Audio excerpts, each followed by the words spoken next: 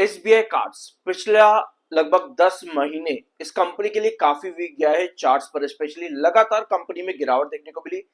बीच बीच में छोटा मोटा मोमेंटम आता है टेक्निकल पॉइंट ऑफ व्यू पे, मार्केट की थोड़ी बहुत स्टेबिलिटी मिल जाती है। तो अदरवाइज एक 10 महीने के अंदर अगर आप देखोगे गिरावट कॉन्टिन्यूसली यहाँ पर बनी हुई है। अब इस वीक कंपनी ने रिजल्ट भी दिए हैं क्वार्टर 1 की। क्या इस रिजल्ट का कुछ इंपैक्ट कंपनी के शेयर पर पड़ेगा? इस वीडियो में इन सभी चीजों को यहाँ पर समझेंगे। वीडियो को एंड तक देखना। शुरुआत करते हैं कंपनी के रिजल्ट्स से, उसके बाद हम आएंगे इसके चार्ट पैटर्न के ऊपर। ऑलराइट, ये है कंपनी का जून 2026 का रिजल्ट। पहला कॉलम आपको दिखता है कंपनी का ग्रोथ परसेंटेज। हमारा मेन फोकस यहाँ पर होना चाहिए परसेंटेज के ऊपर।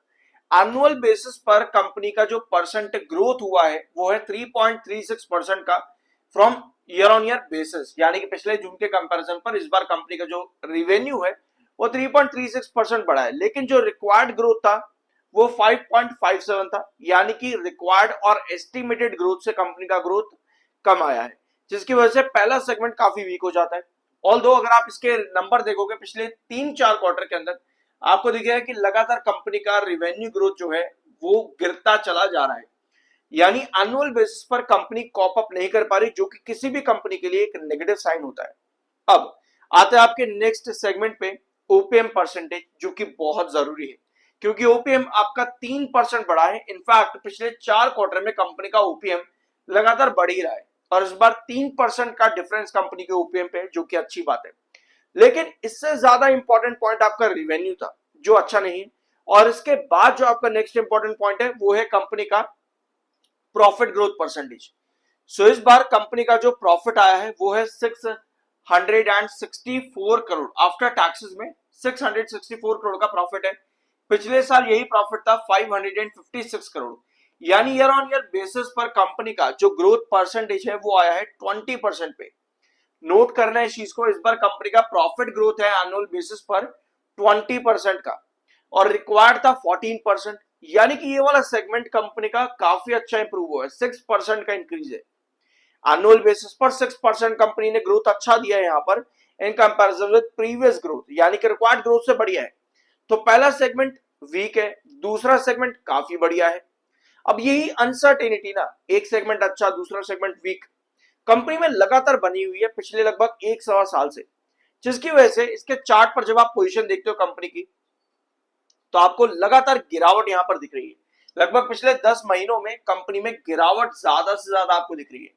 थोड़ा बहुत रिकवरी बनता है, उसके बाद फिर एक बड़ा फॉल आ जाता है, फिर छोटी रिकवरी बनती है, फिर एक बड़ा फॉल, फिर छोटी रिकवरी, फिर फॉल।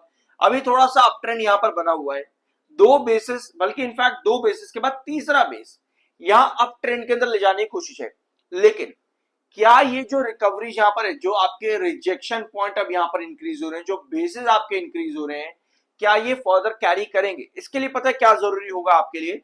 इसके लिए जरूरी ये है कि लगभग 660, अगर मैं लॉन्ग टर्म के लिए जा रहा हूं यहां से, तो ये वाला प्राइस ब्रेक करना जरूरी है, क्योंकि ये सबसे बड़ा रिजेक्शन आपका है और आपको लॉन्ग टर्म के लिए यही चाहिए होता। अगर हम यहां से वेजेस पैटर्न भी लेकर के चलेंगे तो अभी तक का मोमेंटम बढ़िया है, अभी तक का मोमेंटम अच्छा है, लेकिन यहां से लॉन्ग टर्म ब्रेकआउट के लिए 660 क्रॉस करना जरूरी है, यानी कि वेजेस पैटर्न कुछ इस तरीके से, समझे इस चीज को।